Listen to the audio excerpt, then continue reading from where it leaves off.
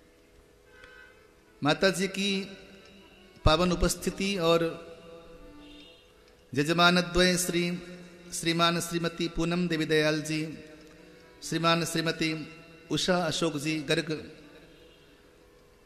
आपकी निष्ठा को और आपकी साधना को, जो कि एक सप्ताह से निरंतर आप भगवान के नाम, भगवान के संकीर्तन और भगवत कथा में आप अनुरक्त हैं, डूबे हुए हैं। ये अनुष्ठान इतना पावन अनुष्ठान, इतना पवित्र अनुष्ठान, इतना दिव्य अनुष्ठान, ऐसा प्रतीत होता है कि मानो प्रत्यक्ष यज्ञ भोक्ता भगवान प्रकट होकर आपके द्वारा प्रदत्त यज्ञ को स्वीकार कर रहे हों। ऐसे जजमानद्वय सपरिवार, उनके बच्चे दीपांशु, संचित, प्रशांत, सार्थक और अति विशिष्ट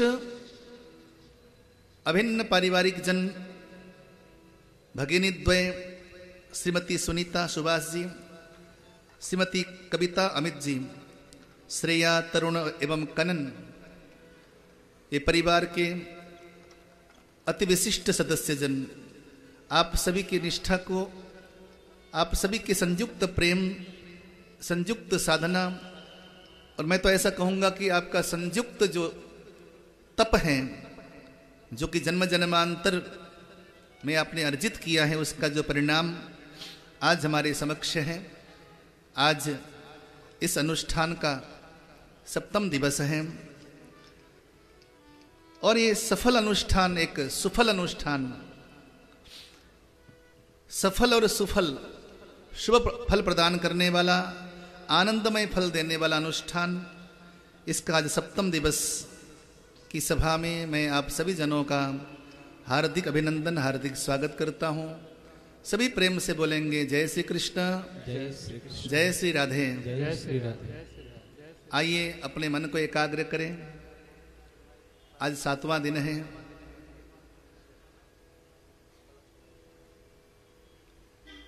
फागुन का महीना और आज महाशिवरात्रि का महापर्व। आज महाशिवरात्रि का महापर्व है। वर्ष में 5 महापर्व आते हैं। वैसे तो अनेकों पर्व हैं, लेकिन 5 महापर्व मुख्य रूप से माननीय हैं। इन 5 महापर्व में आज का महाशिवरात्रि महापर्व है। चैत्र शुक्ल प्रतिपदा वो महापर्व माना जाता है। अक्षय तृतीया महापर्व है। श्री कृष्ण जन्माष्टमी ये महापर्व है। अक्षय तृतीया, श्री कृष्ण जन्माष्टमी, महाशिवरात्रि, श्री राम नवमी ये महापर्व है। उसी प्रकार दीपमालिका पूजन यानी कि दीपावली ये महापर्व है। कालरात्रि, महारात्रि, मोहरात्रि और दारुण रात्रि, ये 4 रात्रि की महिमा देवी भागवतम में वर्णन है। कालरात्रि, महारात्रि, मोहरात्रि और दारुण रात्रि।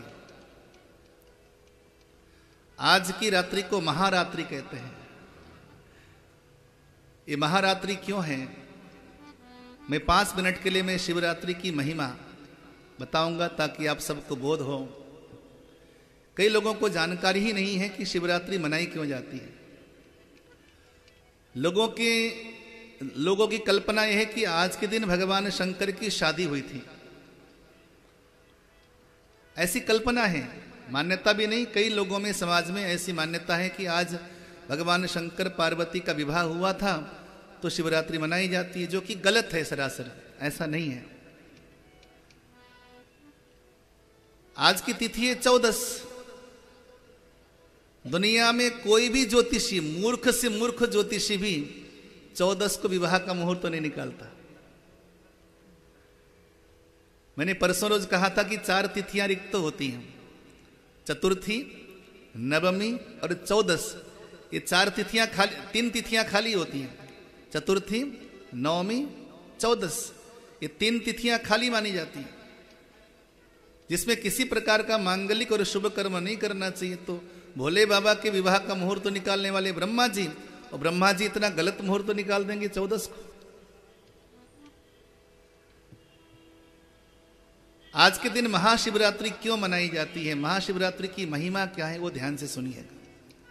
भगवान शंकर की शादी हुई थी वैशाख महीने में, वैशाख शुक्ल पक्ष पंचमी, जो अक्खा तीज आता है, अक्खा तीज के 2 दिन के बाद भगवान शंकर का विवाह हुआ था।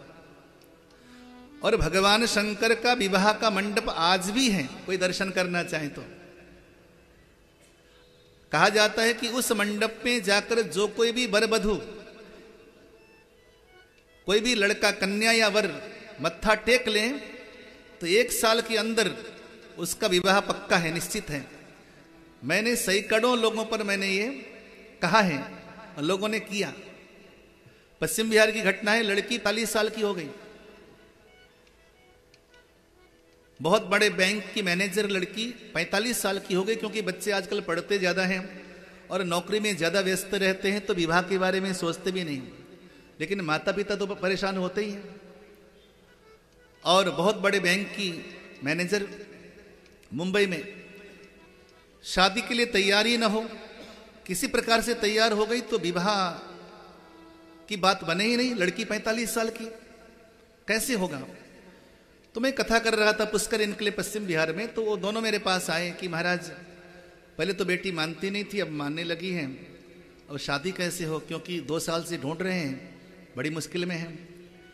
मैंने कहा अभी तुम टिकट बना लो, बढ़िया मौसम चल रहा है।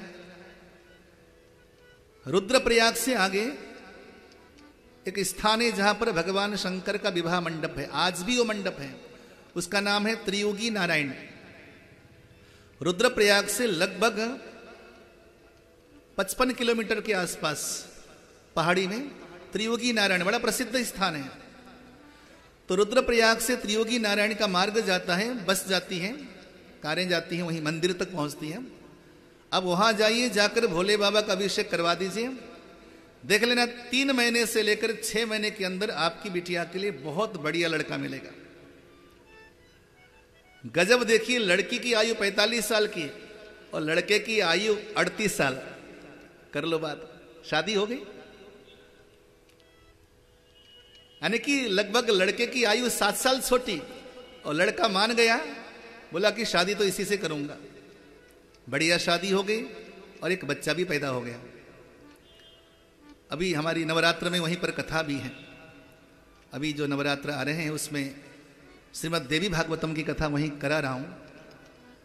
तो वहां पर वो जजमान है इस बार, दोनों। बोलो जय श्री कृष्ण।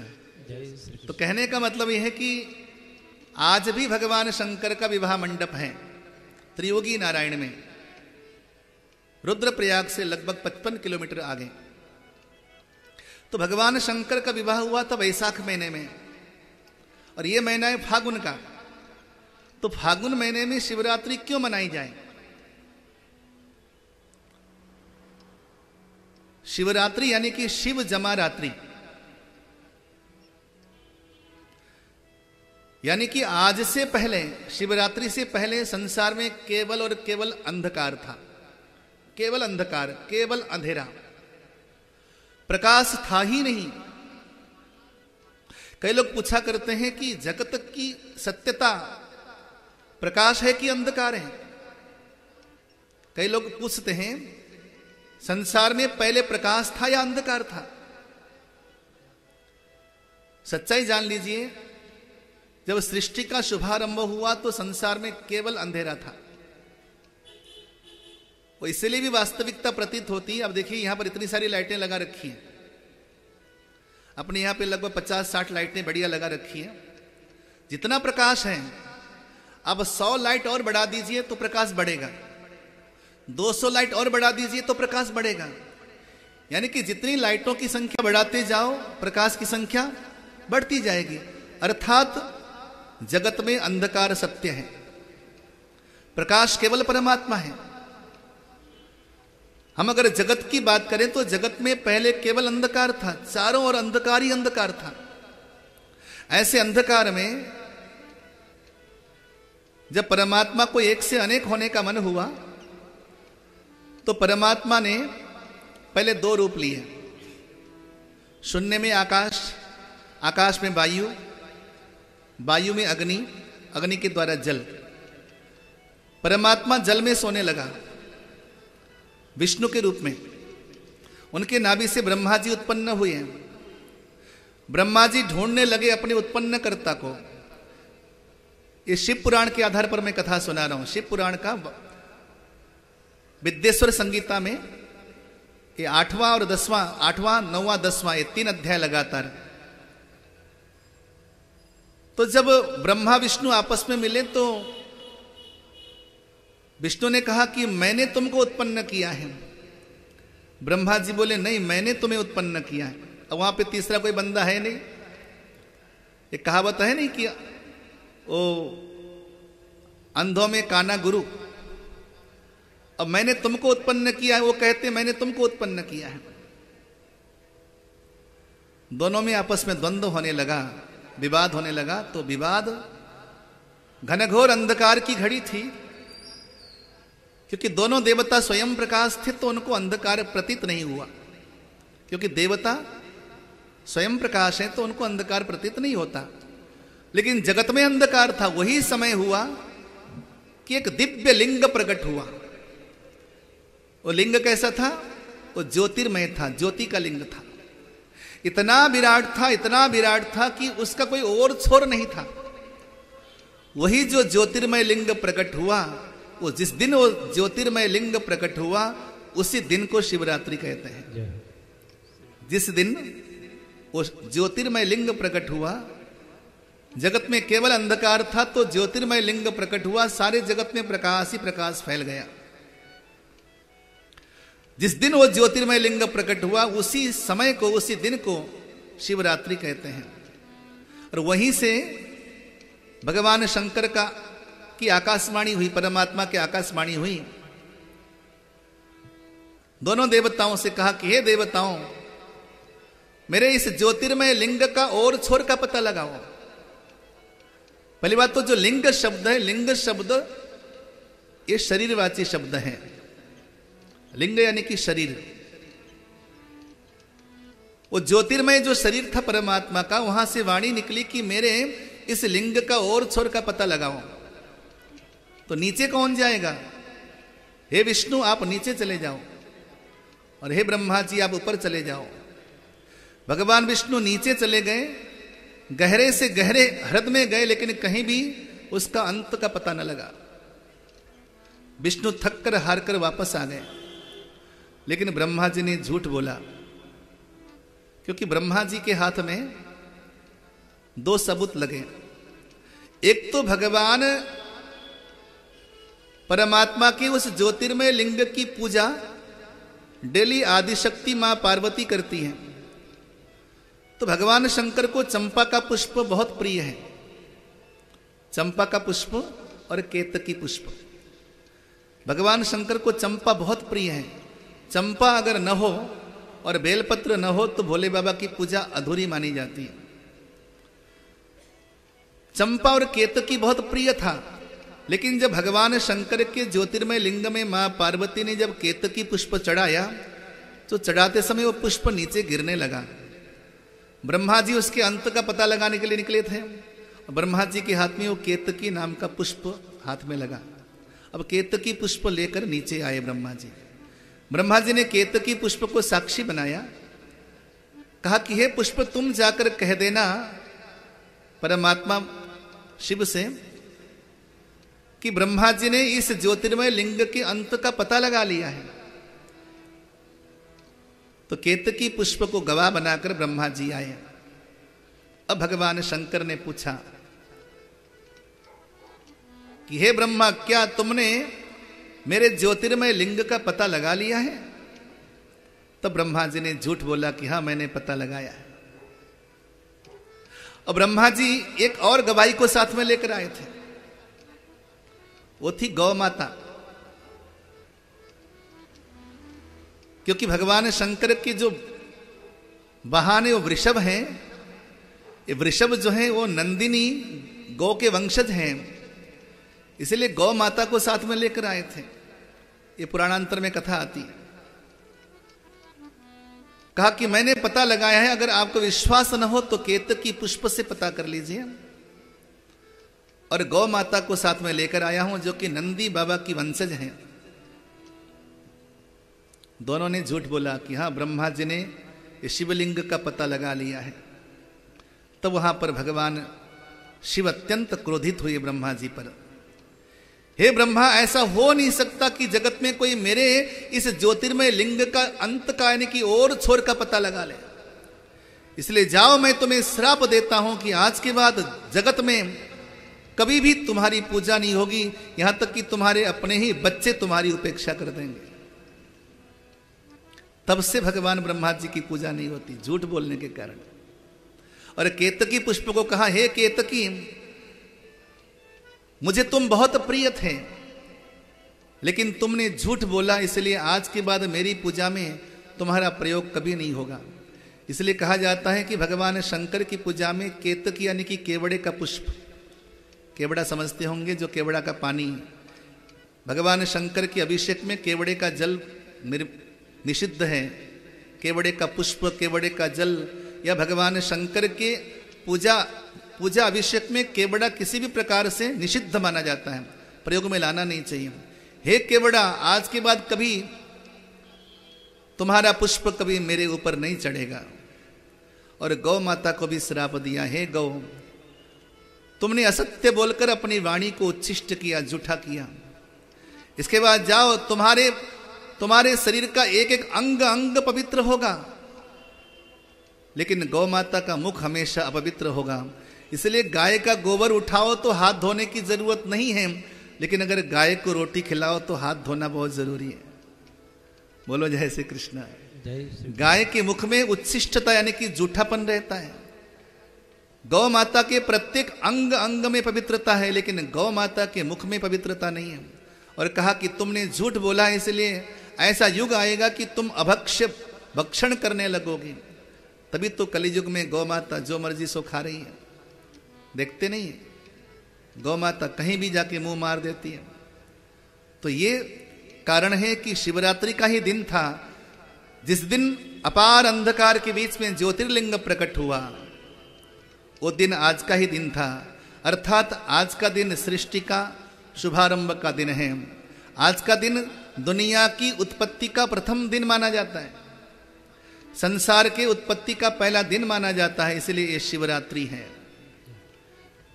अंधकारमय जगत में भगवान ने प्रकाश देकर संसार को दिशा दिया, मार्ग दिया, इसलिए आज का दिन शिवरात्रि के रूप से माना जाता है, मनाया जाता है। बोलिए जय श्री कृष्ण। जय श्री कृष्ण। एक बार भोले बाबा का जयकारा लगाएं, फिर कथा में प्रवेश करें। नमः पार्वती पतये हर हर महादेव। शिवरात्रि का महापर्व, और आज हमारा विसर्जन का दिन है। विसर्जन शब्द में ही सर्जन छुपा हुआ है। बीजमा सर्जन यानी कि विसर्जन, सर्जन यानी कि सृष्टि, वी यानी कि विशिष्ट रूप की सृष्टि। अर्थात आज हमारे कथा का विश्राम होगा। आज तक हमने जो श्रवण किया, आज के बाद हम इस कथा को मनन करेंगे। और सच्चाई तो यह है कि सुनना उतना लाभप्रद नहीं है जितना मनन करना लाभप्रद है। कल कथा प्रसंग में आया था, उद्धव गोपी संवाद में, उद्धव जी केवल ग्रंथों को पढ़ते हैं, लेकिन गोपियां ग्रंथ को मनन करती हैं। शास्त्रों को सुनना और पढ़ना वो सामान्य बात है, लेकिन शास्त्रों के कथन के अनुसार चलना ये बहुत बड़ी बात है।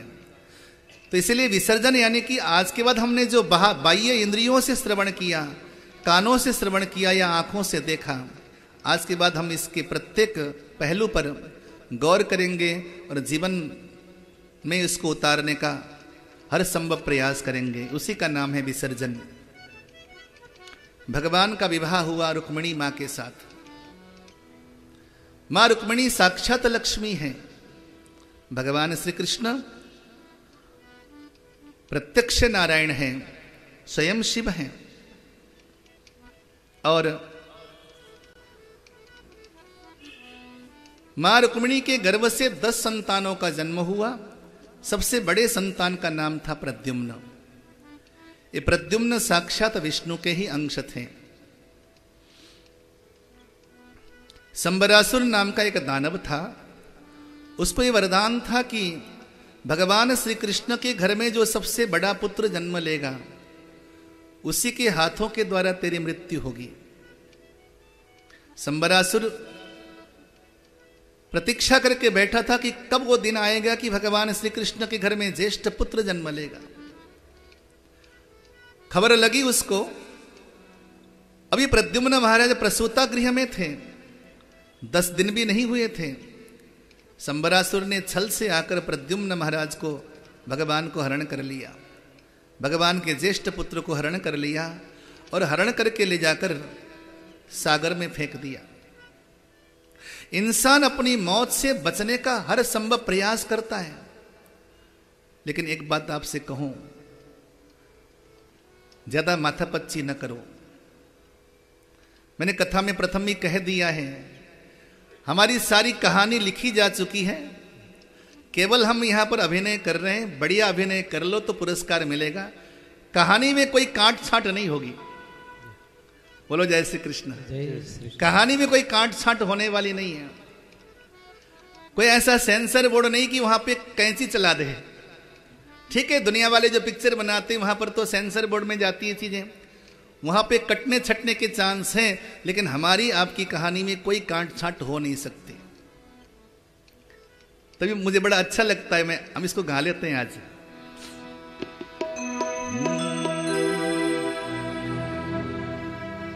एक झोली में फूल भरे हैं, एक झोली में कांटे, अरे कोई कारण होगा, अरे कोई कारण होगा।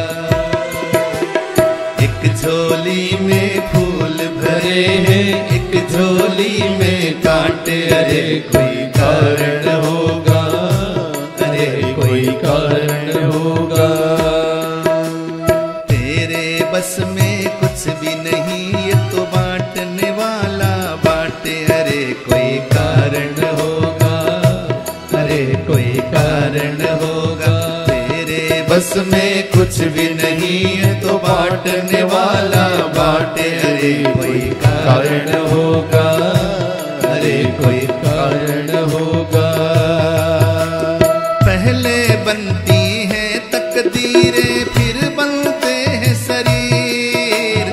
पहले बनती है तकदीरें, फिर बनते हैं शरीर। पहले बनती है तकदीरें, फिर बनते हैं शरीर। पहले बनती है तकदीरें, फिर बनते हैं शरीर। ये प्रभु की कारीगरी है, तू है क्यों गंभीर, अरे कोई कारण होगा, अरे कोई कारण होगा, अरे कोई कारण होगा, अरे कोई कारण होगा।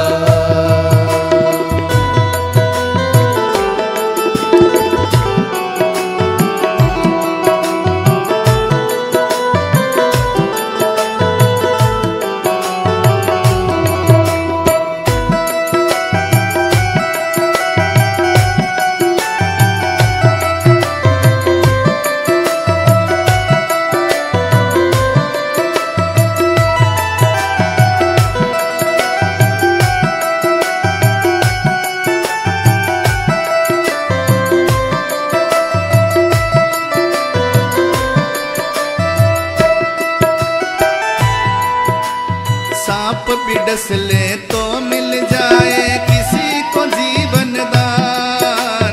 सांप भी डस ले तो मिल जाए किसी को जीवन दान। सांप भी डस ले तो मिल जाए किसी को जीवन दान। सांप भी डस ले तो मिल जाए किसी को जीवन दान। चींटी से भी मिट सकता है किसी का नाम निशान, अरे कोई कारण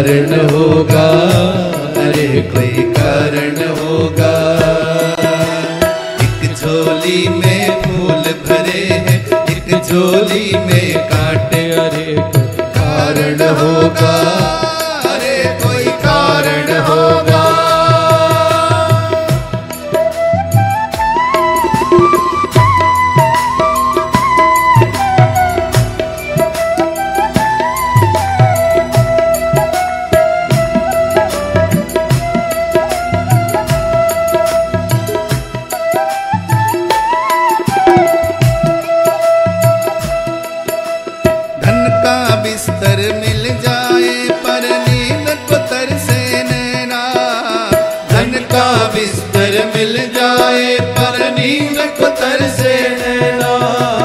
धन का बिस्तर मिल जाए पर नींद को तरसे नैना। ओ धन का बिस्तर मिल जाए पर नींद को तरसे नैना। कांटों पर सोकर भी आए किसी के मन को चैन। अरे कोई कारण होगा, अरे कोई कारण होगा, अरे कोई कारण होगा, अरे कोई कारण होगा। एक झोली में फूल भरे हैं, एक झोली में कांटे। अरे कोई कारण होगा, अरे कोई कारण होगा, अरे कोई कारण होगा, अरे कोई कारण होगा। भैया हमारी सारी कहानी लिखी जा चुकी है। हमें जो कुछ प्राप्त हुआ है, जो कुछ मिला है ना, ये अनेकों जन्मों के पुण्य और धर्म का प्रताप है। ऐसे नहीं मिला है। किसी को कौड़ी कम नहीं देता, किसी को दमड़ी ज्यादा। मेरे दाता के दरबार में सब लोगों का खाता। हमें जो प्राप्त हुआ है ना देवी दयाल जी, ये कोई अलग से कोई किसी ने हमें पुरस्कार नहीं दिया है। ये आपके सत्कर्मों का प्रताप है अशोक जी। आज जो कुछ यहाँ पर हो रहा है, जो आप ये कर पाए, ये आपके पूर्व जन्मार्जित सत्कर्म और पुण्य कर्म का परिणाम है। ये सब हमारे सत्कर्मों का फल है और उसी को भगवान हमें देते हैं। किसी को कौड़ी ज्यादा नहीं देता, किसी को दमड़ी कम नहीं देता। ये भगवान का नियम है। हाँ, शरणागत भक्तों की बात अलग है कि भगवान की शरण में हम रहें तो भगवान हमें बहुत सारा पुरस्कार दे दे, वो अलग बात है। शरणागत भक्तों को भगवान न जाने क्या साम्राज्य लुटा दे, वो बात अलग है। वो भगवान का पुरस्कार, वो तो अलग है, वो तो अलग से मिलेगा ही आपको, क्योंकि वो तो आपके लिए बेनिफिट है, वो लाभांश है आपका। लेकिन अभी तक जो प्राप्त हुआ है, ये आपके पुण्य की कमाई का फल है। क्योंकि इस दुनिया में खैरात में कुछ भी नहीं मिलता। देवता भी हमेशा हमेशा इंसान के कर्मों को जांच कर, परख कर, फाइलें पलटा पलटा कर उसके अनुसार कब कितना देना चाहिए, उसकी विधि व्यवस्था ऐसी मजबूत है कि कोई उसमें उंगली नहीं उठा सकता। इसलिए हमारी कहानी पहले लिखी जा चुकी है। ज्यादा माथापच्ची नहीं करना, स्वीकार करते जाना। स्वीकार में बहुत तगड़ा जादू है। मैंने परसों रोज कही थी कथा में, जो कुछ होता है उसको स्वीकार कर लो, उसी समय आपका दुख धराशायी हो जाएगा। हमारे गुरुजी कहा करते थे, बच्चों दुश्मनों को जीतने का एक बड़ा सुंदर तरीका है। बिना लड़े अगर किसी दुश्मन को जीतना चाहो, बिना लड़े, बिना अस्त्र शस्त्र धनुष बाण गोली बारूद के किसी दुश्मन को जीतना चाहो तो एक काम कर दो। बोले क्या? जब भी आपका दुश्मन कहीं से निकल रहा हो, उसको देखकर मुस्कुरा दो, वहीं मर जाएगा बंदा। न जाने इसे कौन सा खजाना प्राप्त हो गया। जो आपके विरोध में रहते हैं उनके सामने मजे की जिंदगी जियो और बढ़िया कपड़े पहन के चलो ठाट बाट के साथ। क्योंकि आदमी केवल आपको देखकर दुश्मनी नहीं करता, आपकी खुशियों से उसे जलन होती है। जब आप अपनी खुशियां बढ़ाते जाओगे, अपने शान शौकत बढ़ाते जाओगे तो वैसे मरता जाएगा। वैसे भी शास्त्र कहते हैं जो आपकी खुशियों को देखकर ईर्ष्या करते हैं वो अपने पुण्य उसको देते हैं जिसके ऊपर ईर्ष्या करते हैं। बोलो जय श्री कृष्ण। ईर्ष्या करना ये बहुत बड़ा गुनाह है। दूसरों की खुशियों में जो ईर्ष्या करता है वो अपने पुण्य उस इंसान को ट्रांसफर कर देता है। तो जीवन में अगर कष्ट आए, दुख आए, तो आप उन दुखों के आगे मुस्कुरा दो, उसके आगे तुम और मस्ती में जियो। मैं कहता हूं कि आपके सारे गम उसी समय पिघल कर पानी हो जाएंगे।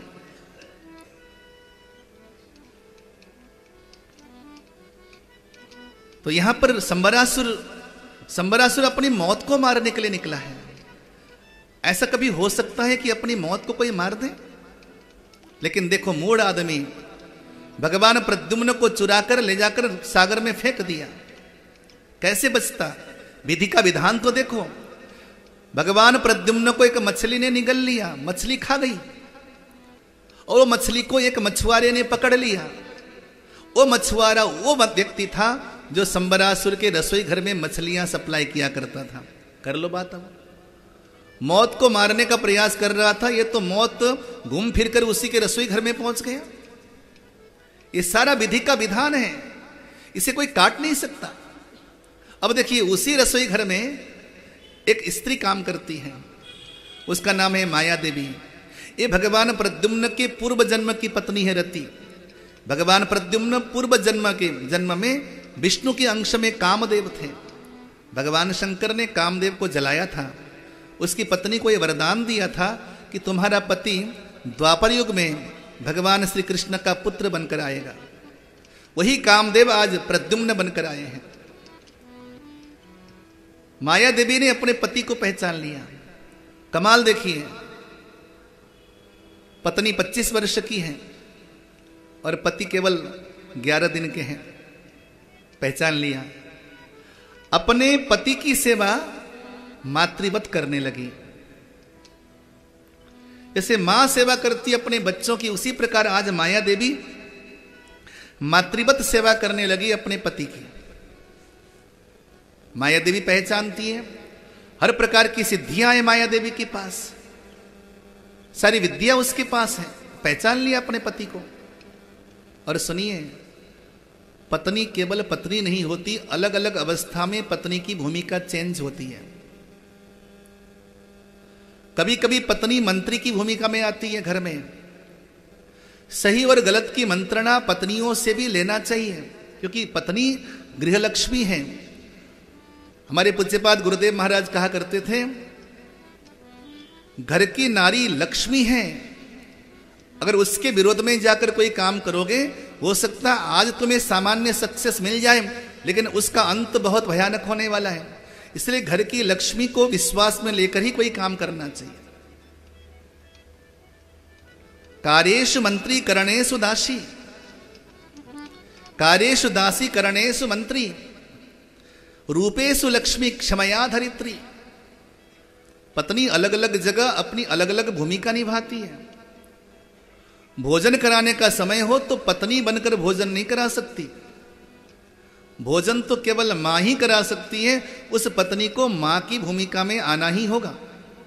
सही प्रकार से भोजन तो केवल मां करा सकती है। सही बात है कि नहीं, बोलो जरा। भोजन तो मां ही करा सकती है। मैं देखता हूं कई बार गलियों में वो गाड़ी में लेकर बच्चों के पीछे पीछे ग्रास लेकर, लल्ला इतना सा और ले ले। 2-4 ग्रास अगर खा ले में तो मां को लगता है कि मैंने दुनिया जीत ली।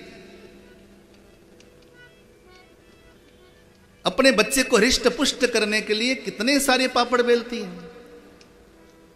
तारे तोड़ के लाके देती है, चंदा मामा लाकर देती है, कभी मोबाइल देगी, कभी गेम खेलने के लिए देगी, किसी प्रकार से खाना खा ले।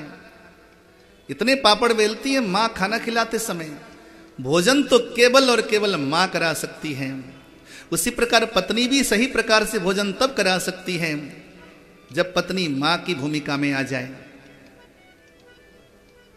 भोजन बनाकर रख दिया है, अपने आप लेकर खा लेना, इस प्रकार की भाषा अगर पत्नी बोलती है तो कभी भी अपने पति को भोजन नहीं करा सकती। अपने हाथों से ही भोजन कराना चाहिए पति को और बच्चों को। घर में बहुत सारे नौकर चाकर होंगे, लेकिन मेरी एक बात याद रखना मेरी बहनों, भोजन हमेशा अपने बच्चों को अपने द्वारा बनाकर खिलाना। भोजन में बहुत ताकत है। भोजन में इतनी ताकत है कि उस भोजन के माध्यम से आप अपने परिवार को अपने अनुकूल बना सकते हो। जो मां बहन अपने बच्चों को, अपने पति को भोजन के लिए नौकरों को नियुक्त कर देती हैं, कभी अपने पति और बच्चों को अपने अधीन नहीं कर सकती है। शास्त्रों का सिद्धांत है। कम से कम अपने बच्चों को और अपने पति को अपने हाथों से भोजन कराइए। बाकी दुनिया में कुछ भी कर लीजिए, कोई फर्क नहीं पड़ता। भोजन कराते समय आप स्वयं ही तत्पर हो जाइए। आज माया देवी ने ऐसे सेवा करी अपने पति की, मानो की मां हो।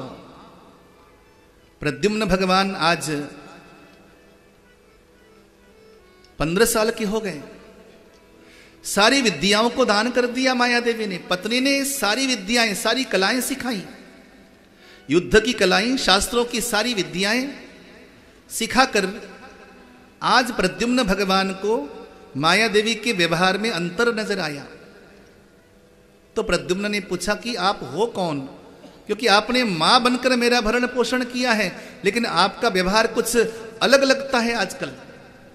तब माया देवी ने वहां पर सारी बातें क्लियर कर दी कि वास्तव में आप मेरे पति हैं, मैं आपकी पत्नी हूं, पूर्व जन्म की रति मैं माया देवी बनकर आई हूं और आपका साथ देने के लिए आई हूं। संबरासुर ने आपका हरण किया है, आप भगवान श्री कृष्ण के पुत्र हैं। जब ये सुनना था, भगवान प्रद्युम्न ने संबरासुर को चुनौती दी और बहुत कठिन युद्ध किया, क्योंकि हर प्रकार की कलाओं में निपुण कर दिया था भगवान प्रद्युम्न को माया देवी ने। युद्ध की कला में सिद्धहस्त प्राप्त हो गए थे और आज प्रद्युम्न भगवान ने ऐसी लड़ाई लड़ी महाराज, संबरासुर की सैन्य शक्तियों को छिन्न भिन्न करके परास्त कर दिया और संबरासुर के मस्तक को काटकर धरती पर धराशायी कर दिया। आकाश में देवता आए और देवताओं ने आकर भगवान प्रद्युम्न पर पुष्पों की वृष्टि करी। बोलिए भक्तवत्सल भगवान की जय। भगवान प्रद्युम्न भी भगवान श्री कृष्ण के ही अंश हैं।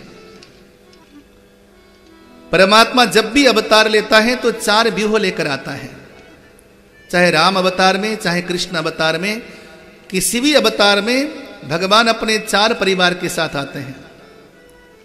परात्पर वासुदेव, प्रद्युम्न, अनिरुद्ध और संकर्षण। भगवान राम के अवतार में भी परात्पर वासुदेव स्वयं राम जी थे, प्रद्युम्न स्वयं भरतलाल जी थे, संकर्षण स्वयं लक्ष्मण लाल थे और अनिरुद्ध स्वयं शत्रुघ्न लाल जी थे। वही भरत, लक्ष्मण, शत्रुघ्न इस अवतार में भी लखन लाल जी स्वयं संकर्षण यानी कि बलदाव जी हुए, भरतलाल जी प्रद्युम्न हुए और शत्रुघ्न लाल जी अनिरुद्ध हुए, प्रद्युम्न के पुत्र। इस प्रकार भगवान के 4 व्यूह यहां पर भी अवतार लेता है। नारद जी के द्वारा खबर लगी, भगवान श्री कृष्ण पहुंचे अपने पुत्र को और पुत्र वधु को लेकर भगवान द्वारिका भी वापस लौट कर आए। यहां पर एक अध्याय में प्रद्युम्न भगवान का संक्षिप्त चरित्र सुनाया। प्रश्न किया राजा परीक्षित ने, गुरुदेव सत्राजितः किमकरोद ब्रह्मन् कृष्णस्य किल्मिषम् स्यमन्तकः कुतस्तस्य कस्मादत्ता सुता हरेः। यहां पर एक अत्यंत सुंदर प्रसंग आरंभ होता है। इस प्रसंग का नाम है स्यमंतक प्रसंग। कहा जाता है कि जो इस कथा प्रसंग को ध्यान से सुनता है, जीवन में कभी उसके जिंदगी में कभी कलंक नहीं लगता, किसी प्रकार का कलंक दोष नहीं लगता। ये कथा ध्यान से सुनना। लगभग ये कथा हर पुराण में आता है। भागवत जी के 3-4 प्रसंग प्रत्येक पुराणों में आते हैं। श्रीमद् देवी भागवतम में इसका बड़ा सुंदर विस्तार से वर्णन है और कई पुराणों में ये कथा आई है। ये स्यमंतक नाम की मणि की कथा है। मैं अवश्य में भी इसको संपूर्ण सुनाता हूं, क्योंकि ये कलंक और दोष को दूर करता है। क्योंकि इस कथा प्रसंग में भगवान श्री कृष्ण को कलंक लगा था। कैसे लगा? द्वारिका में सत्राजित नाम के एक व्यक्ति थे। ये भगवान सूर्य के उपासक थे और कहा जाता है कि सूर्य भगवान प्रत्यक्ष प्रकट होकर इनको दर्शन देते थे। सूर्य भगवान ने आज प्रसन्न होकर इनको एक मणि दी। उस मणि का नाम था स्यमंतक मणि। कहा जाता है कि स्यमंतक नाम की मणि हर रोज 8 भार सोना दिया करती थी। 8 भार सोना देने वाली मणि, 8 भार का मतलब होता है 1 किलो 600 ग्राम सोना। ऐसी मणि भी हमारे देश में थी, कि रोज 1 किलो 600 ग्राम सोना देवे। आपको मालूम होगा शायद दुनिया में जितना सोना हमारे देश में प्रयोग में लिया जाता है, वर्ल्ड में कहीं भी इतना सोना इस्तेमाल नहीं होता जितना भारत में होता है। और सोना पैदा करने वाले देशों में हमारे देश का नंबर है 9वां, हमारे देश का नंबर है 9th सोना पैदा करने वाले देशों में। और प्रयोग करने वालों में हमारा देश नंबर 1 है। और हमारे देश में अभी आप क्या सोना पहनते हो? हमारी दादी या परदादी वो नीचे पांव से लेकर सर तक सोने के आभूषण पहना करती। और इतने आभूषण महाराज, हमारे देश में लगभग सोने के आभूषणों की संख्या है 103। इतने आभूषण दुनिया में कोई पहन ही नहीं सकता जितने आभूषण हमारे देश में पहने जाते हैं। केवल और केवल सिर पे पहने जाने वाले आभूषणों की संख्या है 10। और नाक में पहने जाने वाले आभूषणों की संख्या है 12। गले में पहने जाने वाले आभूषणों की संख्या है 17। और कमर में बांधे जाने वाले आभूषणों की संख्या है 8। केवल हाथों की उंगलियों में पहने जाने वाले अंगूठियों की संख्या है 4। और पैरों में यानी कि कमर से लेकर पैर तक पहने जाने वाले आभूषणों की संख्या है 26। और इसके अलावा अन्य आभूषणों को मिलाकर 103 आभूषण हमारे देश की माताएं बहनें पहनती हैं। और सुनिए, प्रत्येक आभूषणों का अलग डिजाइन है और कौन सा आभूषण किस प्रकार से बनना चाहिए इसकी अलग विधि है शास्त्रों में। ऐसे नहीं कि मन मर्जी का आपने सोने का चैन बना लिया पहन लिया, नहीं। कौन सा आभूषण किस प्रकार से बनना चाहिए ये सारे जो स्वर्णकार हैं प्राचीन जमाने के वो सब जानते हैं।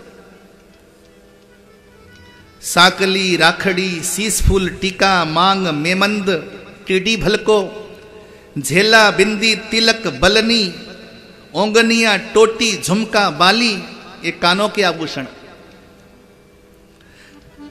नाकी नाक के आभूषण, चौप, लुंग, नथनी, कांटा, फेणी, कोकी, खीवणी, नाकफुल, वेण, नथ, बिजली, बुलाक, ये सब नाक के आभूषण। और प्रत्येक आभूषणों को बनाने की शैली होती है, उसकी अलग कारीगरी होती है। तो भैया इतने सारे आभूषण पहनने वाला हमारा देश, लेकिन सोना पैदा करने में हमारा देश बहुत पीछे है। तो लोगों ने बताया भैया इतना सोना फिर हमारे देश में आया कहां से? तब इतिहास खगाला गया तो मालूम हुआ कि हमारे देश में मणियां हुआ करती थी। सिमंतक मणि प्रतिदिन 8 भार सोना देती, यानी कि 1 किलो 600 ग्राम। और आपने एक और मणि का नाम सुना होगा, पारस मणि। पारस मणि ऐसी चमत्कार करने वाली मणि स्वामी हरिदास के जमाने में और रविदास के जमाने में पारस मणि की बहुत लंबी कथाएं आती हैं। सम्राट अकबर के जमाने में 3 पारस मणियों की कथा आती है। आज से लगभग 300-350 वर्ष पहले की बात है।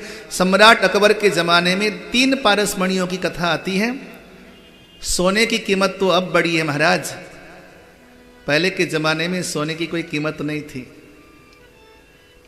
हमारे यहां के पूजा के बर्तन सोने के, मंदिर के गुंबद सोने के महाराज। सन 2010 में एक मंदिर खुला, पद्मनाभम भगवान का मंदिर, जहां से सोने की नौका मिली। आभूषणों की तो बात छोड़िए महाराज, वो सामान्य चीज है, सोने की नौका। और ऐसी नौका जिसके भीतर चंदन की लकड़ी लगी हुई, कई 1000 किलो सोना उसके भीतर से निकला। अभी भी कहा जाता है कि एक दरवाजा और खुलना बाकी है, उस दरवाजे के अंदर उतना ही सोना और भरा पड़ा है। और ऐसे न जाने कितने ही मंदिर, कितने ही तहखाने। तो बताओ इतना सोना हमारे देश में आया कहां से? और हमारे देश में केवल 200 साल तक लुटेरों ने सोना ही लूटा। तब हमें मालूम हुआ शोध करने पर, हमारे देश में एक कला और थी देवी दयाल जी, सोना बनाने की विधि। हमारे देश के रसायन शास्त्रियों के पास सोना निर्माण करने की विधि है। कभी आप रसायन शास्त्र की पुस्तक पढ़ना, क्योंकि मैं अध्ययन करता हूं, मुझे मालूम है। सामान्य पारा से पारा का संशोधन करके पारा को चांदी बनाया जा सकता है और पारा को सोना बनाया जा सकता है। और बहुत कम खर्चे में पारे को सोना बनाने की कला हमारे शास्त्रों में विद्यमान है, बहुत कम खर्चे में। वो सारी औषधियां, वो सारे रसायन आपके घर के आसपास ही मिलते हैं। हमारे यहां धतूरे को कनक कहते हैं, धतूरे को कनक कहते हैं। आज भोले बाबा को चढ़ाया है ना धतूरा, धतूरे को कनक कहते हैं संस्कृत में, और सोने को भी कनक कहते हैं। दोनों को कनक क्यों कहा जाता है मालूम आपको? धतूरे के अंदर 90% वो सारे गुण हैं जो गुण सोने के अंदर होता है। केवल इस रसायन को संशोधन करने की जरूरत है। और हमारे देश में हमारे ऋषियों के पास ये सारी कलाएं थी, सोना पैदा किया करते थे। मैंने अपनी आंखों से एक ऐसे महात्मा को देखा है जो पारा के द्वारा सोने का निर्माण करते थे। मध्य प्रदेश में जंगल में, आज से लगभग 25-30 वर्ष पुरानी घटना है। तो हमारे देश में सोने की मात्रा इतनी ज्यादा इसलिए होती थी क्योंकि सोने का निर्माण करने की विधि हमारे शास्त्रों में है। आज भी अगर आप गूगल में सर्च करोगे तो सुवर्ण पैदा करने की विधि बता देगा, कैसे सोना बनाया जाता है। गूगल में कई पेज हैं, मैंने अध्ययन किया इस पर। गूगल में कई पेज हैं कि सोने का निर्माण कैसे किया जाता है, उसकी अलग अलग विधि है। मैं इतनी लंबी चर्चा इसलिए कर रहा हूं क्योंकि कहीं आपको ऐसा लगे कि कोई ऐसी मणि कैसे हो सकती सोना पैदा करने वाली। अवश्य हो सकती है। तो सेमंतक नाम की मणि 1 किलो 600 ग्राम सोना दिया करती। भगवान के कानों में खबर पहुंची तो भगवान ने सतराजीत को बुलाया और कहा, सुनो, ये मणि तुम्हारे जान के लिए दुश्मन हो सकती है। ऐसा करो, इस मणि को लाकर हमारे खजाने में जमा कर दो, और जितना सोना पैदा करती है मणि, रोज आकर सोना लेकर जाना।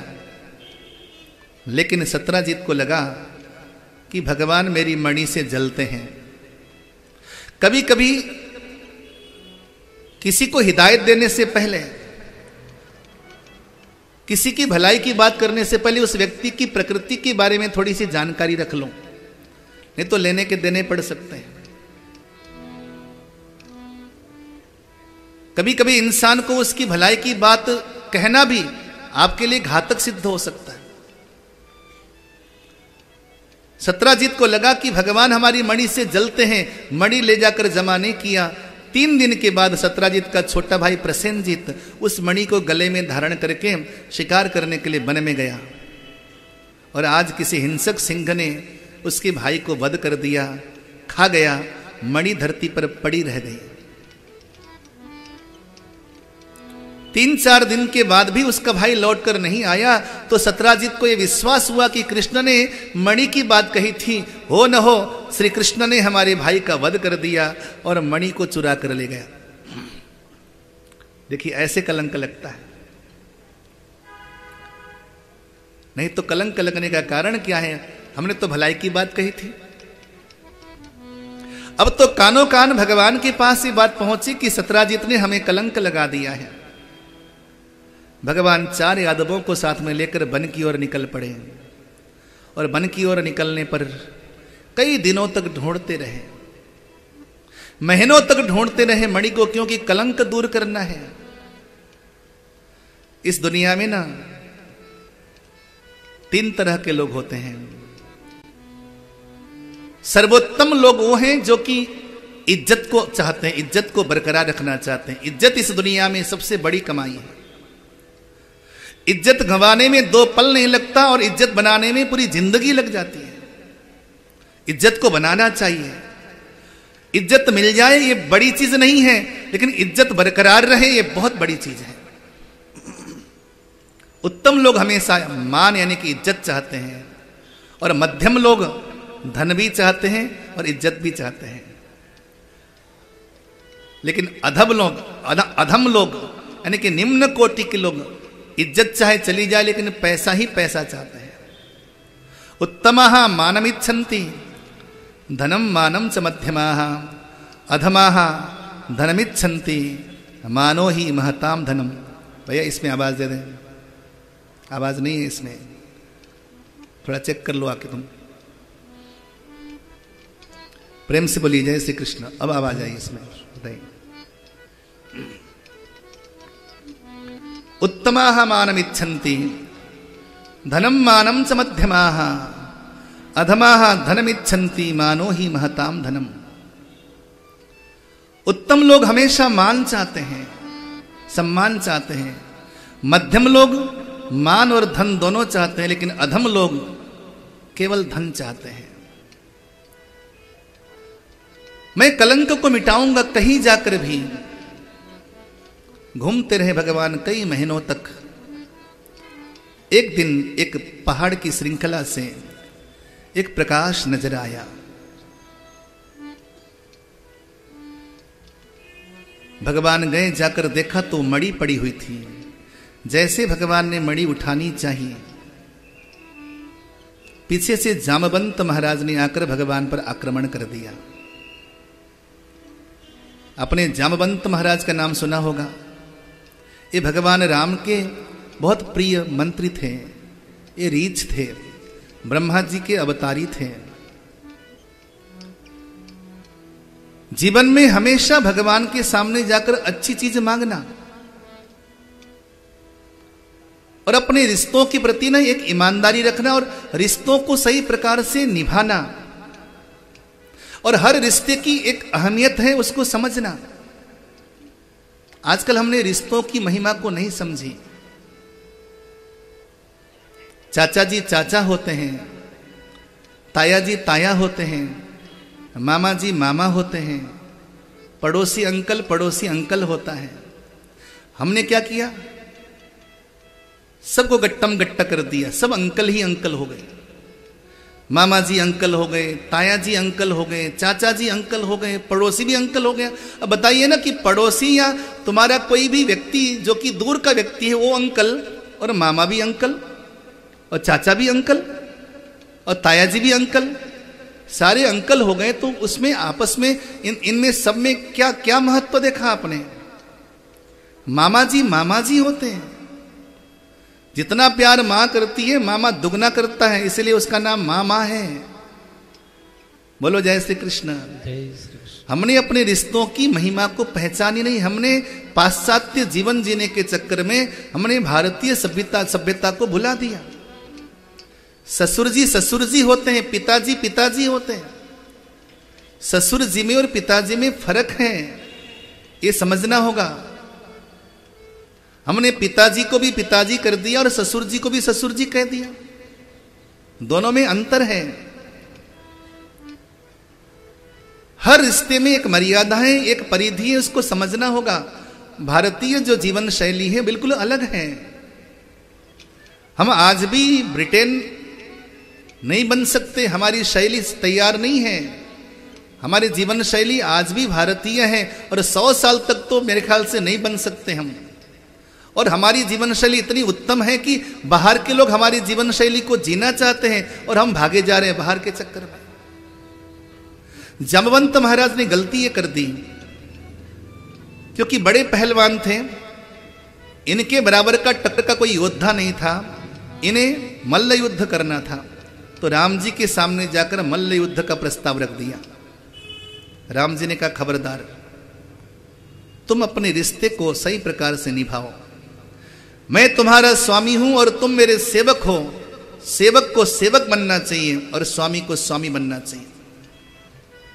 1 सप्ताह पहले की बात है, दोनों पति पत्नी और ड्राइवर मेरे घर आए। मैं जानता नहीं था कि वो ड्राइवर है, क्योंकि कई बार जो है हम जैसे लोगों को मध्यस्थ बनाते हैं पारिवारिक झगड़े में, हालांकि होना नहीं चाहिए, लेकिन उनको लगता था कि मैं शायद कुछ उनको उचित मार्ग दे सकता हूं, तो घर आ गए। पति पत्नी परिवार के झगड़े को मेरे पास आकर निपटाना चाहते थे। मैंने कहा कोई नहीं, आ जाओ, मैं प्रयास करता हूं। दोनों पति पत्नी वहां पर लड़ रहे हैं और घर का ड्राइवर बगल में बैठा हुआ है। ड्राइवर है, पति पत्नी है। तुम अगर अपने घर की बातें अगर बाहर के व्यक्ति के सामने तुम बोलोगे तो उस व्यक्ति की नजर में कभी तुम्हारी इज्जत नहीं हो सकती। बोलो जय श्री कृष्ण। घर की बात हमेशा घर के भीतर करो, घर के बाहर मत जाओ, तुम्हारे लिए एक दिन बहुत खतरनाक सिद्ध हो सकता है। घर की बातों को अगर बाहर बाजार में फैलाओगे तो तुम बदनाम तो होगे, लेकिन तुम्हारी जिंदगी बहुत दुखमयी हो सकती है। यहां तक कि पति पत्नी की परस्पर की जो लड़ाइयां हैं, लड़ाइयां किस घर में नहीं होती भाई। हमारे बच्चों को कानों कान खबर नहीं होना चाहिए कि पति पत्नी में क्या चर्चा चल रही है। बच्चों को पड़े रहने दो उनके कमरे में। अगर बीच में बच्चे आते हैं, बोलो कि भैया तू जा अपने कमरे में, हम पति पत्नी हैं, हम प्यार भी करेंगे और लड़ाई भी करेंगे। अगर आप बच्चों के सामने ऊंची नीची बात करोगे, ये फिक्स है, कल बच्चे भी इसी प्रकार की शैली सीखेंगे और अपनी पत्नी के साथ या अपने पति के साथ वही व्यवहार करेंगे जो आप कर रहे हो। बच्चों को हमेशा उदात्त चरित्र प्रस्तुत कीजिए, वो चरित्र मत प्रस्तुत कीजिए कि कल जाके उनका जीवन भी आपकी तरह झगड़ालू हो। इन बातों को हमेशा समझना होगा, क्योंकि आज का सारा चरित्र इसी पर आधारित है। तो मैं सारा इसी पर ही मैं व्याख्यान देने जा रहा हूं, क्योंकि आज तो भगवान का गृहस्थ जीवन है। अपने बच्चों को वही चीज प्रस्तुत दीजिए जो चीज बच्चों के लिए उचित हो। घर का झगड़ा, परिवार का झगड़ा, पत्नी का झगड़ा, पति का झगड़ा केवल आपस में हो, बीच में तृतीय व्यक्ति को वहां पर एंट्री होने मत दीजिए। खबरदार जामवंत जी, आप सेवक हो और मैं स्वामी हूं। स्वामी सेवक में प्रत्यक्ष लड़ाई की बात तो छोड़िए, कभी खेल खेल में भी लड़ाई नहीं होनी चाहिए, मजाक मजाक में भी लड़ाई नहीं होनी चाहिए। पिता पिता है और सेवक सेवक है, पिता पिता है, पुत्र पुत्र है, नहीं तो गरिमा क्या रही। भगवान ने झाड़ दिया जामवंत को, लेकिन भगवान से जो मांगा जाता है ना, भगवान वो पूरी करते हैं। तो जामवंत ने हाथ जोड़कर कहा, प्रभु मैं तो बस केवल द्वंद्व युद्ध मांग रहा था आपसे। भगवान ने कहा, इस अवतार में मैं कर नहीं सकता तुमसे युद्ध, क्योंकि मैं स्वामी हूं, लेकिन जाओ तुम्हारी इच्छा पूरी करूंगा मैं द्वापर युग में, जब मैं कृष्ण बनकर आऊंगा। तो वही जामवंत महाराज की हार्दिक अभिलाषा को पूर्ण करने के लिए आज भगवान श्री कृष्ण में और जामवंत में आपस में युद्ध हुआ, क्योंकि उस मणि को जंगल में जामवंत ने कहीं से प्राप्त कर लिया था। 27 दिन तक लगातार युद्ध हुआ और 27वें दिन भगवान ने पछाड़ दिया। तब श्री जामवंत महाराज ने पहचान लिया, ये तो प्रत्यक्ष हमारे राम जी ही हैं। वंदन किया, वंदन करके क्षमा याचना करिए।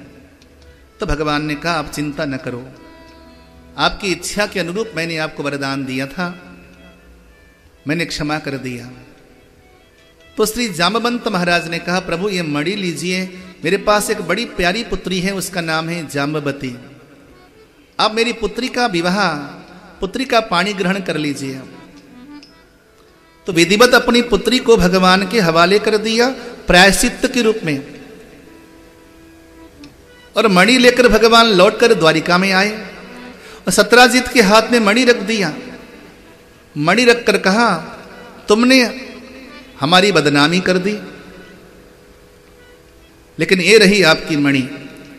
तो सत्राजित बड़े शर्मिंदा हुए और बोले, नहीं प्रभु मुझे क्षमा कर दीजिए, मैं अपराधी हूं, मेरे पास भी एक पुत्री है, उसका नाम है सत्यभामा।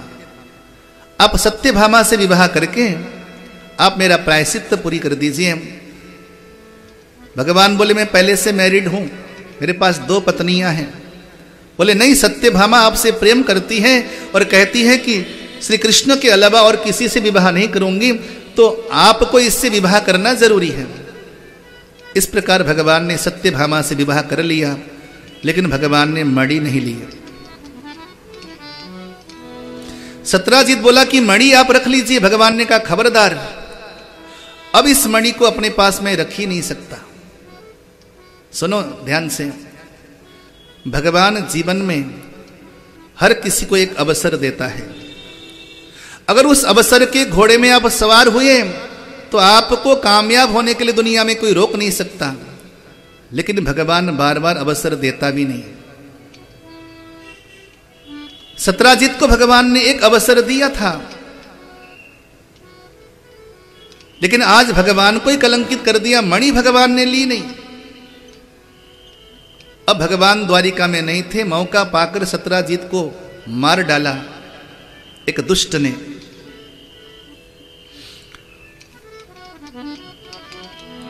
द्वारिका में एक बड़ा दुष्ट व्यक्ति रहा करता था, उसका नाम था शतधन्वा। वो सत्यभामा से एक तरफा प्रेम करता था। देखा कि सत्यभामा का विवाह श्री कृष्ण के साथ कर दिया है, तो क्रोध के मारे उसने सत्राजित का वध कर दिया और मणि लेकर अक्रूर जी महाराज को दिया। भगवान को खबर लगी, भगवान आए, युद्ध में शतधन्वा का वध कर दिया भगवान ने, लेकिन मणि तो गायब है। अब मणि कहां चली गई? खबर लगा कि मणि लेकर अक्रूर जी महाराज चले गए। सुनिए, कभी कभी हमारे परिवार के अच्छे लोग, हमारे आसपास रहने वाले अच्छे लोग गलत संगति में आकर बुरा काम कर लेते हैं। आपको पहचानना होगा कि वास्तविक इंसान सही है कि गलत है। कभी कभी सही इंसान भी गलत संगति में आकर गलत काम कर लेता है, वो गलत नहीं हो सकता। भगवान जानते हैं कि अक्रूर गलत नहीं है, लेकिन संगति गलत हो गई। इसलिए जीवन में संगति का बड़ा प्रभाव होता है। गलत संगति में कभी मत जाने दीजिए अपने बच्चों को। बच्चों को सही संगति में ले जाने के लिए हर प्रकार की नीति अपनाइए, साम दाम दंड भेद, लेकिन बच्चों का जीवन खराब हो जाएगा। कभी कुसंगति में जाने मत दीजिए उसको, कभी मौका मत दीजिए। कुसंगति में जाने का मतलब है कि उसका सारा जीवन नारकीय हो जाएगा। हर संभव उसको सही दिशा में लाने का आपका दायित्व बनता है। अक्रूर जी गलत नहीं है, भगवान जानते हैं। बुलवा लिया, उनको क्षमा कर दिया और मणि ले जाकर सत्यभामा को सौंप दिया। इस प्रकार भगवान ने कलंक को, अपने ऊपर लगे कलंक को स्वयं मिटा दिया। और उस संदर्भ में भगवान के 2 विवाह हुए। भगवान का चौथा विवाह हुआ कालिंदी के साथ। एक कालिंदी स्वयं जमुना महारानी है। सत्ययुग से तप करती भगवान को पति के रूप में चाहकर। आज अर्जुन जी ने देखा कि जमुना के किनारे एक दिव्य प्रकाश है। जाकर पूछा, देवी तुम कौन हो, इतना प्रकाश है तुम्हारे तन में? बोली, मैं सूर्य भगवान की पुत्री कालिंदी हूं, नारायण को पति के रूप में भजती हूं, नारायण को मैं पति के रूप में चाहती हूं। तब अर्जुन ने कहा, भगवान नारायण तो कृष्ण के रूप में यहीं पर विचरण कर रहे हैं, चलो तुम्हें मैं मिला देता हूं। तो कालिंदी ने श्री कृष्ण को देखा, दर्शन किया, और कालिंदी बोली कि अगर आप मुझे नहीं मिले तो मैं अपने प्राण दे दूंगी। तो भगवान ने कालिंदी के प्राण बचाने के लिए उनसे विवाह कर लिया। ये चौथा विवाह हुआ। भगवान का 5वां विवाह हुआ मित्रविंदा के साथ। ये मित्रविंदा, इनकी मां चाहती थी कि मेरी बेटी, जिस दिन बेटी पैदा हुई थी उस दिन संकल्प लिया था कि मैं अपनी बेटी को अगर दूंगी तो केवल कृष्ण को ही दूंगी।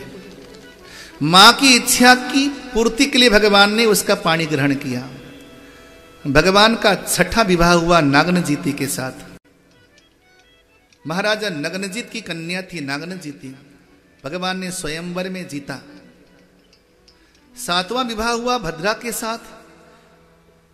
इनके भाई चाहते थे कि हमारी बहन श्री कृष्ण को ही वर्ण करे, तो भाइयों की इच्छा की पूर्ति के लिए भगवान ने इनके साथ विवाह कर लिया। और 8वां विवाह हुआ लक्ष्मणा के साथ।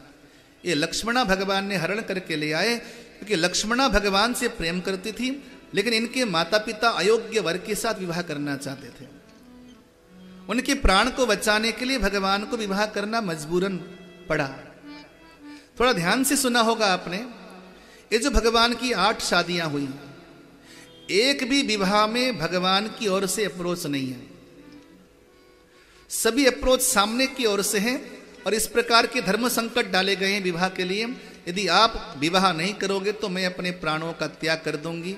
तो ऐसी अवस्था में भगवान ने केवल धर्मों को बचाने के लिए इन 8 से विवाह किया, विषय या वासना के लिए नहीं। अब ध्यान से सुनना, ये 8 पटरानियां कौन है? भाई जब परमात्मा स्वयं नारायण है, ईश्वर है, तो उनकी पत्नियां कोई सामान्य थोड़ी हो सकती हैं। कोई ऐरी गहरी नत्थु खैरी थोड़ी होंगी कृष्ण की पत्नियां। कितनी शानदार पत्नियां, ध्यान से सुनिएगा। ये आठों की आठों पटरानियां, ये आठों प्रकृति हैं। प्रकृति 8 होती हैं। कौन कौन? पृथ्वी, जल, वायु, आकाश, अग्नि, मन, बुद्धि और अहंकार, ये 8 प्रकृति हैं। ये आठों प्रकृतियां ही भगवान के पास आज पत्नी के रूप में विराजमान है। पृथ्वी की अंश है सत्यभामा, बुद्धि का अंश है मां रुक्मिणी, और आकाश का अंश है जाम्बवती, जल का अंश है कालिंदी, मन का अंश है मित्रविंदा, और अग्नि का अंश है नागनजीति, वायु का अंश है भद्रा, और अहंकार का अंश है लक्ष्मणा। इस प्रकार आठों प्रकृतियां ही भगवान के चरणों को धोने के लिए आज पत्नी बनकर द्वारिका में विराजमान है। प्रेम से बोलो जय श्री कृष्ण। जय श्री कृष्ण।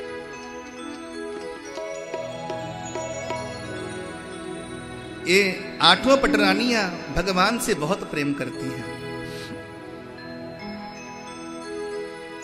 जो स्वयं भगवान की हैं,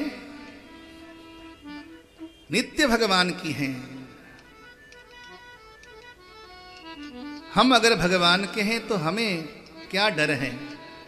बोलो जय श्री कृष्ण। जय श्री कृष्ण। यदि हम परमात्मा के हैं तो हमें अगर इस प्रकार का विश्वास हो जाए कि मैं भगवान का हूं, तो डर किस बात का है? कोई डर ही नहीं। श्याम मेरा मैं श्याम की हुई रे, श्याम मेरा मैं श्याम की हुई रे, अब क्या करेगा मेरा कोई रे, कोई रे, अब क्या करेगा मेरा कोई रे। श्याम मेरा मैं श्याम की हुई रे, श्याम मेरा मैं श्याम की हुई रे, अब क्या करेगा मेरा कोई रे, कोई रे, अब क्या करेगा मेरा कोई रे।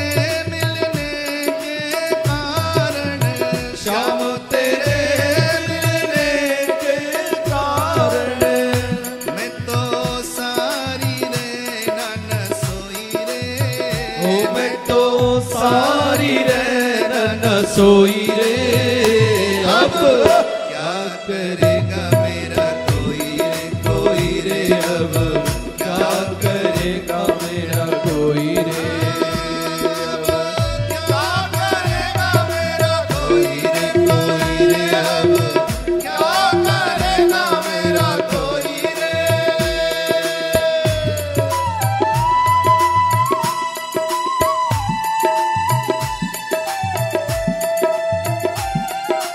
जय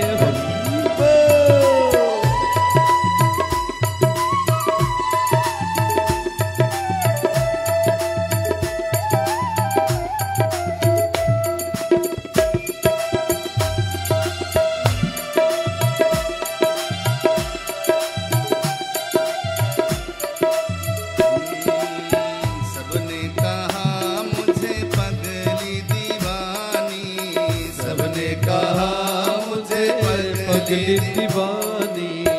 सबने कहा मुझे पगली दीवानी, सबने कहा मुझे पगली दीवानी। हाँ सबने कहा मुझे पगली दीवानी, सबने कहा मुझे पगली दीवानी। कोई जाना न प्रीत पराई रे, ओ कोई जाना न पीर पराई रे। अब करेगा मेरा कोई रे, कोई रे, अब क्या करेगा मेरा कोई रे। अब क्या करेगा मेरा कोई रे, अब क्या करेगा मेरा कोई रे। गाना बाजू तो खोली जरा तालियों के साथ, हरी बोल। जय हो।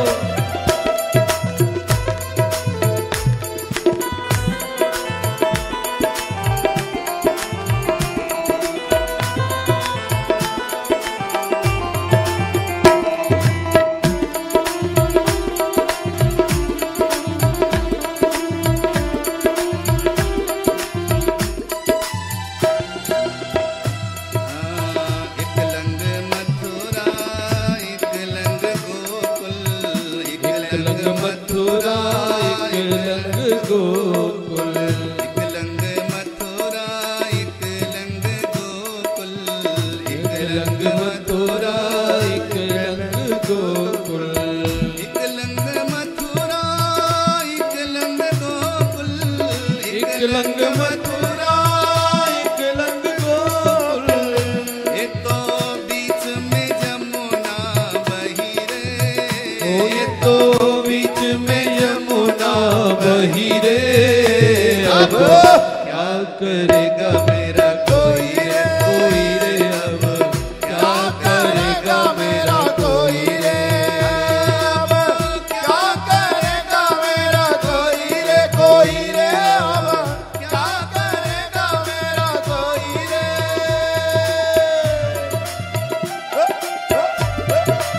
जय हो।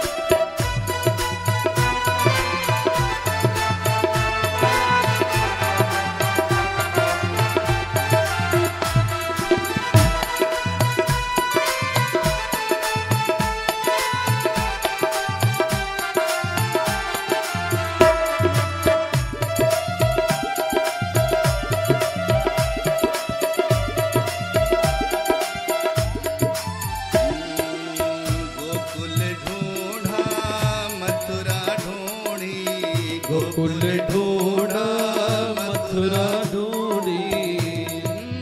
गोकुल ढूंढा मथुरा ढूंढी, गोकुल ढूंढा मथुरा ढूंढी। गोकुल ढूंढा मथुरा ढूंढी, गोकुल ढूंढा मथुरा ढूंढी। मुझे ना मिला निर्मोही रे, ओ मुझे ना मिला निर्मोही रे। अब क्या करेगा मेरा कोई रे, कोई रे। अब क्या करेगा मेरा कोई रे। श्याम मेरा में श्याम की हुई रे, शाम मेरा में शाम की होई रे। अब क्या करेगा मेरा कोई रे, कोई रे। अब क्या करेगा मेरा कोई रे, कोई रे। अब क्या करेगा मेरा कोई रे, कोई रे। अब क्या करेगा मेरा कोई रे, कोई रे। अब क्या करेगा मेरा कोई रे। जय जय श्री राम।